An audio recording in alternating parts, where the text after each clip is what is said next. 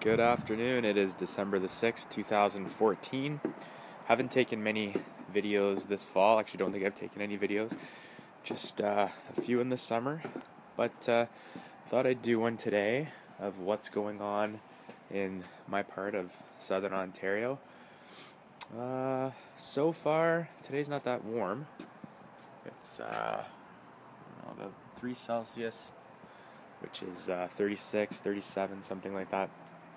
Had about maybe 8 centimeters in total of snow over the past few weeks, but nothing that stayed for a couple of days. One amount that we had. The rest of the time it's been kind of up and down in temperatures. We've had one night that was minus 12 Celsius a few nights ago, maybe 5-10 nights ago, and which is about 11-12 Fahrenheit. But aside from that, it's not been too bad. Our frost came around November the 4th, I believe it was, so a little bit later than usual. So Palm's been covered up since November the 10th, and wanted to get that done just because you never know when winter's really gonna hit.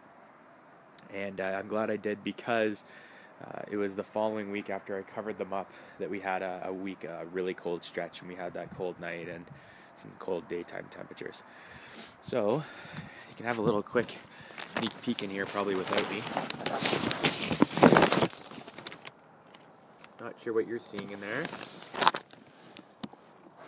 My palm covered up, and inside we have what am I just gonna say? Like a spotlight in the bottom. It's 150 halogen light, and I also have this little heat emitter inside that's meant for like an amphibian tank. And then in this one here, I've just got a 150 watt spotlight, and in this one, if you can see,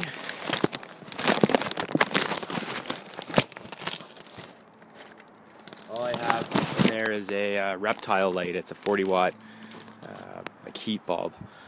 So that's all I'm using in there, and it seems like inside it's about 7 or 8 degrees Celsius. I guess that's like maybe 20 degrees Fahrenheit or less warmer inside than it is outside.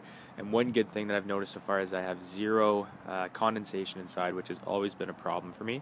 This year, zero. So I'm thinking that it's going to be colder inside these huts this year because I'm no longer using the C7, C9 bulbs. But there's going to be way less moisture, if any moisture. So my Sable Miner here and my Needle Palm are not covered yet. This is the latest they've ever not been covered. They're usually always covered by December. But this year, I'm not going to heat them. Now, they have gone unheated before, but by accident. One year this had LED lights on it. And last year, at some point during the winter, the desk lamp I had in there failed. So the plan for these guys is over here. Got some straw, and these garbage cans will go over top, and I'll pack it with straw. And I'll do that probably, I'm going to try and wait till Christmas, because they're showing not really anything too scary. So far, these have seen 12, 11 Fahrenheit, something like that. And one day we didn't get above mid-20s in Fahrenheit, so not too bad. Starting to, I guess there's a little bit of damage on it, but this also got damaged last year due to over-fertilization, and same with this needle too. Here's the Virginiana holding on to its few leaves that it still has. And this one took a hit last year with the brutal winter, and also had some root damage when I increased the size of the base here. So sometimes it's the weather that kills them, and sometimes it's my stupidiness. See a little bit of ice on the pond. So broadleaf evergreens are still greenish. This is the Salt Spring Island Windmill Palm in there, which is just covered with a flower pot and then packed with straw.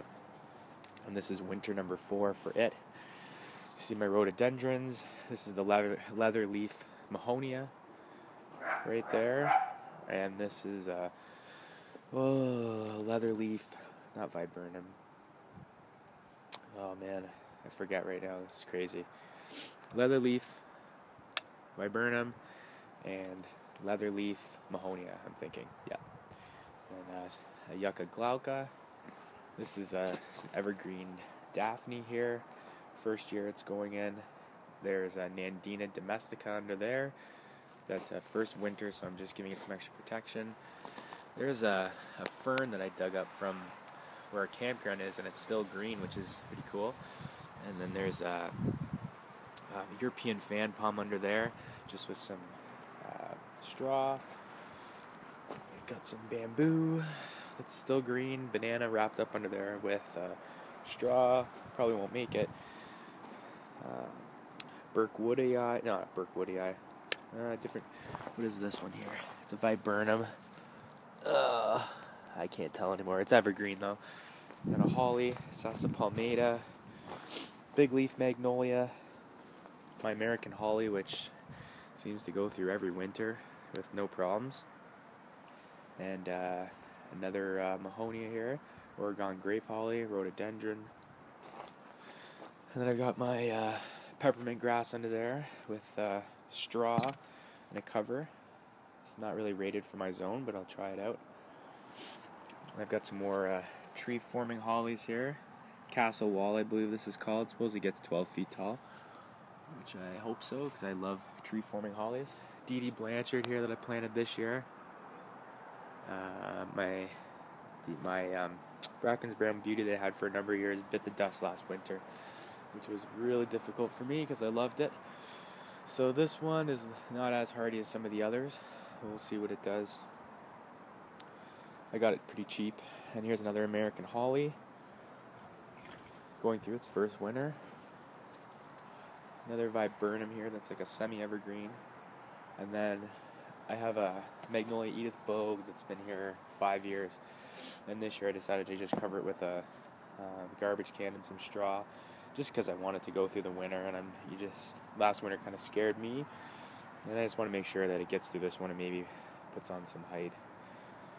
And then another Castle Wall American holly.